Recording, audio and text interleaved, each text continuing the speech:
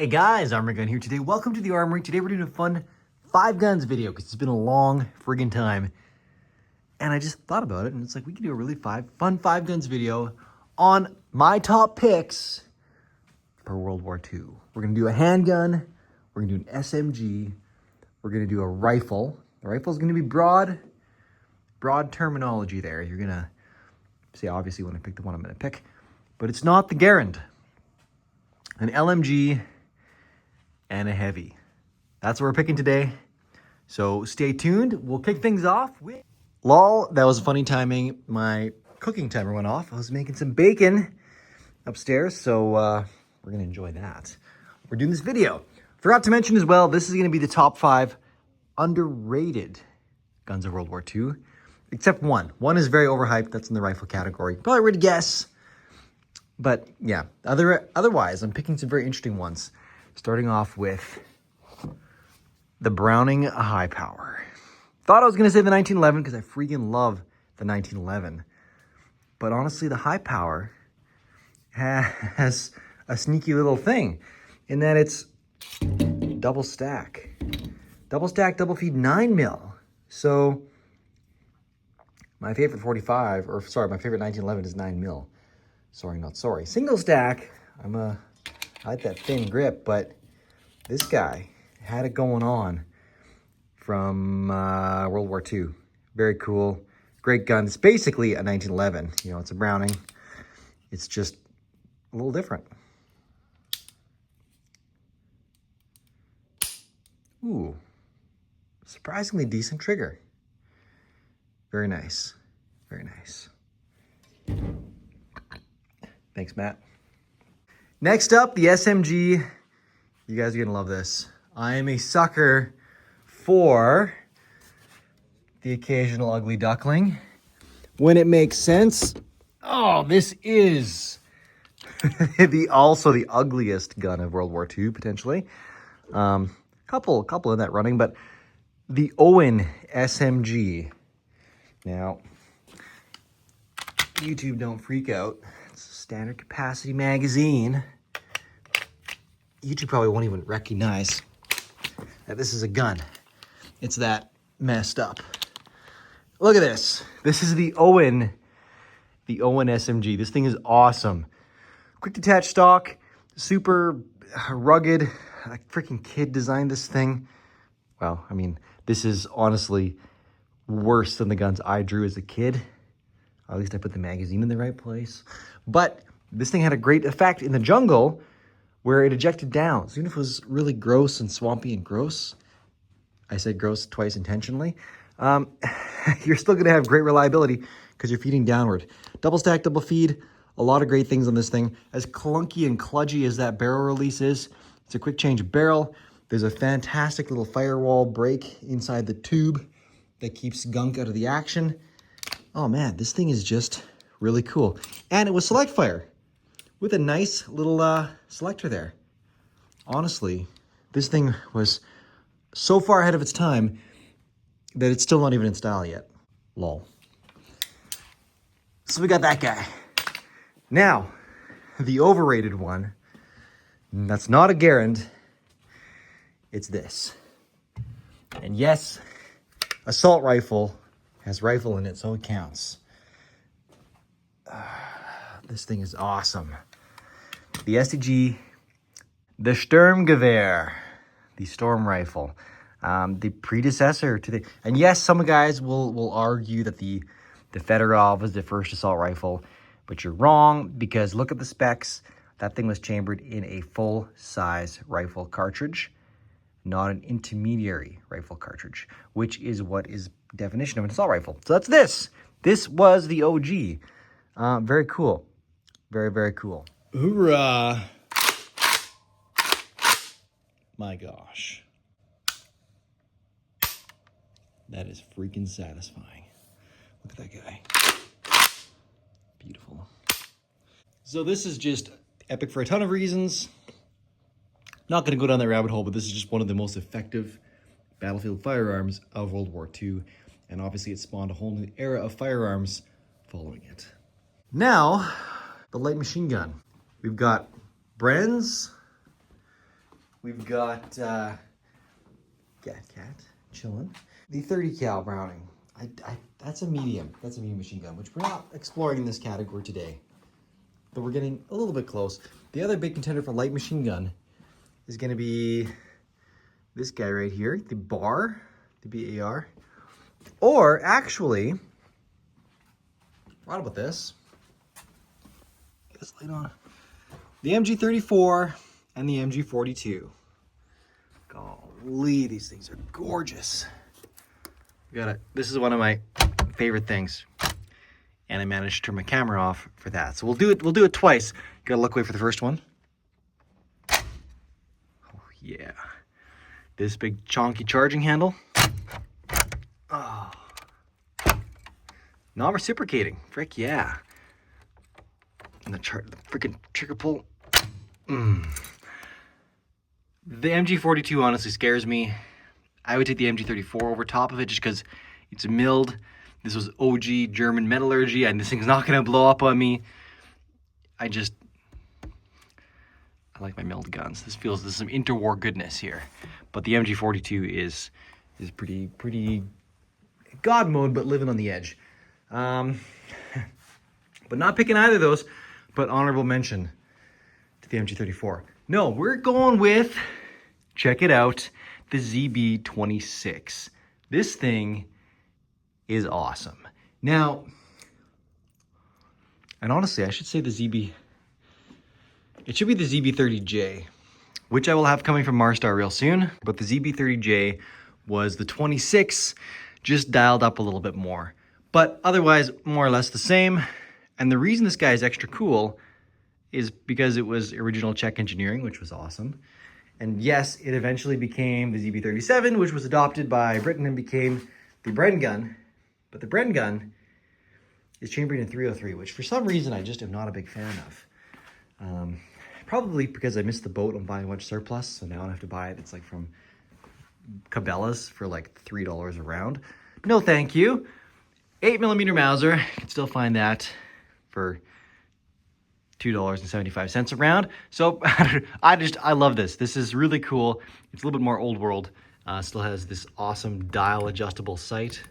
See that going up there? That's what this thing is. It's the rear sight, so you can dial your distance. Very cool. Very cool. Beautiful gun. And again, it went on until 50s, 60s, the ZB52, 57, which I would still love to find for the collection. I missed one by not very much time at all. But the one that was the 57 version that was chambered in 37, 62 by 39. Final form, check. Bren, oh, so cool. I just love it. Anything interwar period that managed to carry over past the great simplification, I should call it, when everything went to stampings, MG42, MP40, grease gun, Sten, all those things, they just got so simple. But this is still old world, all good manufacturing, milling. Oh, the quality. These mags are just exquisite. Look at this. Look at all these fins on the barrel. They even fin the gas port. Oh. Anyways, a little bit of a break there for me. So that's your LMG. Finally, the heavy. We got a few contenders here. There is the German. I can either call it the 37 or the 53. A couple different names, a couple different model numbers, but it was Czech produced again. Look at all those, those glorious fins. This kind of looks a little bit scary. Look at these fins, you got all these little side plate deal slots. It's a very interesting gun, and the trigger mechanism, we got these funky little pull down deals. Look at that. That's pretty wild. I don't have this guy mounted in the mount quite yet because I've been lazy and haven't got it all set up. But not that one. Not that one. Not the Browning 30 cal. Not even in the A6 configuration, which was a kludge. Got a Lewis gun. That's World War I. DP27 back there. But again, Pan Mag, that'll be light machine gun category. We got the Browning M2, the Ma Deuce. Very fun, very fun. We got the Dushka. The Dushka is Honestly. Let's get behind her here. Oh, yeah. Why is this thing so stiff? I should have had this thing set up that I could move it. What's going on here? Are you too tight? Yeah, that's all it was. Look at that. Look at that. Freaking A. I need a little cartridge here to charge this. No, I don't. I just need to pull this guy. Man, it's been too long for me. Oh. Oh, there we go. We got her. Nice little butterfly trigger right here. Give her a buck. Oh, that is a satisfying sound. All set up here with the anti-air gun setup. Wolverine Supplies, thank you. We saved this one from being welded up. Hurt the pocketbook, but at least the welder didn't get their mark on it. But still, no. We're going with a gun that I bought as a civilian Canadian gun owner like 7 or 8 years ago. And it was awesome. Huh? It was truly awesome. Also, another sleeper submachine gun of World War II. The Italian Beretta 38A. 38, actually. The frickin' Lottie. The 20 mil. This is an anti-tank gun, and it is wild. Surprisingly, a little less hard to charge than the Dushka, apparently. Probably got to oil up against, but a little bit sticky. Which way? Probably this way. Nope, this way. All right. It's got a freaking crank. This is a chain that pulls back the bolt. There's a chain that pulls back the bolt because it's that chonky of a bolt. I'll pull the mag off. I'll do it one more time at the end. So you can see just the size of the brick that is the bolt. There is a grip safety, think HKP7, but like 100 times larger. That's going to drop the bolt. This is a closed bolt gun. The whole thing's gonna move. Wow. That probably registered on the Richter scale. And then we have the trigger pull, which is not great, but I mean, it exists. Okay, a terrible trigger. But that would have just sent around 3 to 3.5 times the size of a 50 BMG with further distance screaming towards a German pillbox or a Russian, whatever. These things could outshoot the MG42s. They could outshoot the Soviet things. So the little Finns could, this thing literally has skis. You can set it on a bipod or skis and they would just move around with it and, hey buddy, and pull through the woods and then line up on, because this was meant to do tanks and armored vehicles, but, you know, armored vehicles through World War II, you know, what was armor penetrating in 1939, 1940, which this is an L39, so model 1939, those very quickly became outdated. So sure, you could throw some lead at some APCs or some tungsten core rounds at some APCs or some Jeeps or something, light vehicles, but not the tanks. This is a 10-round magazine. It is the size of GatCat. This weighs more than GatCat, and it's empty. How about? Yeah. Look, this right here is the bolt. Real quick for funsies here. I forget which way this went. Yeah, this is right. I need some more bacon. Oh, I'm thinking of bacon. I can smell the bacon from here. Look at this. This is rolling it back. There goes the bolt. Oh, man. And there's, again, literally a chain doing this.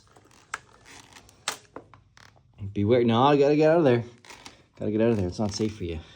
You're not gonna like that if I do. You're gonna get scared if I drop the thing in your face. Yes. Yes. Get out of here. Get out of here, scram.